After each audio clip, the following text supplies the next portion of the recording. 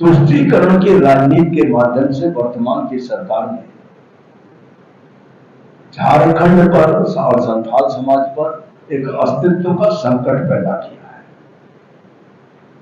संथाली क्षेत्र से लगता हुआ बांग्लादेशी क्षेत्र और उससे हो रही घुसपैठ और उसको वर्तमान सरकार का प्राप्त हो रहा संरक्षण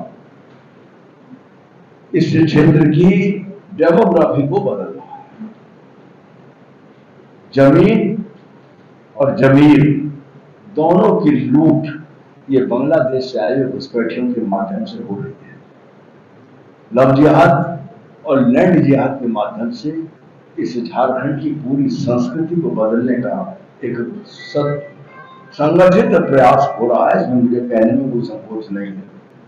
और इन सब बातों जिनकी चर्चा अभी तक मैंने की है तो संरक्षण है कांग्रेस राजद गठबंधन, ये इंडी गठबंधन का वोट के सौदागरों ने वोट की लालच में इस होने वाले घटनाक्रमों से आंख मूंद कर और इसको बल्ले फूलने का पूरा अवसर प्रदान किया है।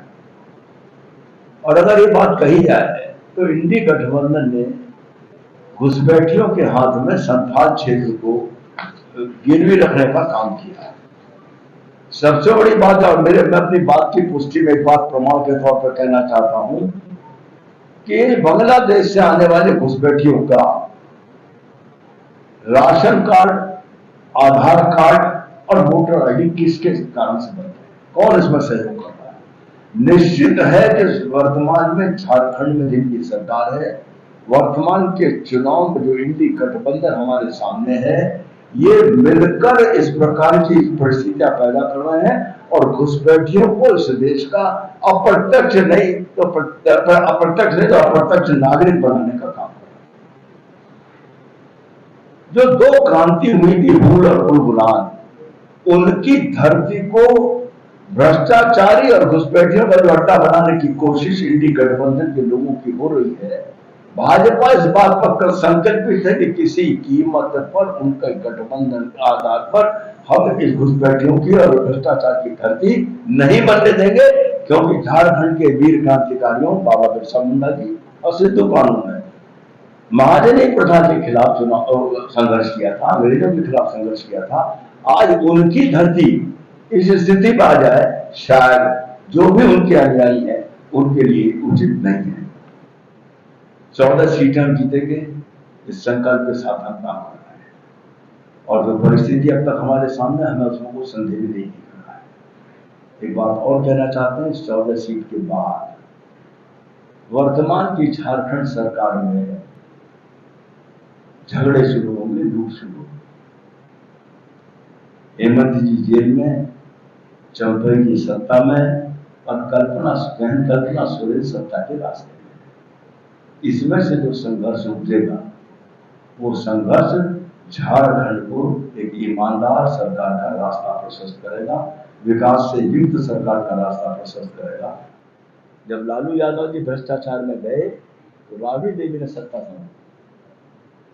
कोई भी मतलब जैसे आदरणीय हेमंत सोरेन जी की बात मैं करूंगा, वो कोई कोना छोड़ नहीं। अब जब सदन के सदस्य हो जाएंगी बहन जी कल्पना सोरेन जी, तो वो उनके सरकार बनाने, उनको मुख्यमंत्री बनाने का पूरा प्रयास करेंगे। हमें इस बात का भरोसा भी है, जानकारी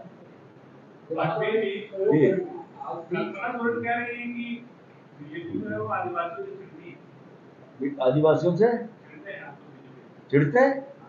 आदिवासियों के बारे में भारतीय जनता पार्टी का स्पष्ट मत है कि इस देश में आदिवासी समाज राष्ट्रभक्त और ईमानदार समाज है। आदरणीय बहन कल्पना सोरेन जी अपने पति के बारे में कहती हुए आदिवासियों को साथ में जोड़ रही हैं। हेमंत सोरेन के गैंग में केवल एक वो स्वयं आदिवासी है, उसके अलावा कौन है आदिवासी भाई? और बेईमानी नहीं की है क्या? भारत की न्याय व्यवस्था पर हमको भरोसा रखना चाहिए। कोई भी जांच एजेंसी जब किसी की जांच करती है, जांच करने के बाद यदि प्रथम दृष्टया उसको दोषी पाती है तो न्यायालय में उसको प्रस्तुत करती है, और न्यायालय यदि प्रथम दृष्टया प्रस्तुत तथ्यों से संतुष्ट होता है तो फर्दर जांच के लिए जांच एजेंसी को रिमांड पर देता है, जो अधिकतम 14 दिन होते हैं।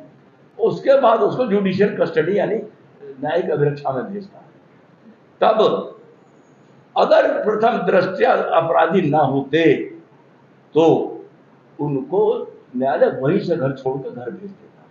जेल भेजा है, ईडी की कस्टडी के बाद जुडिशियल रिमांड पर भेजा है।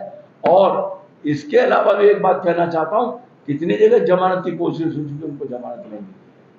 इसलिए अपराधी अपराधी अपराधी की कोई जाति या धर्म नहीं होती। समाज विरोधी व्यक्ति जो भी है वो उसकी कोई जाति के आधार पर संरक्षण देने की कोशिश करे तो ये न्याय संगत नहीं।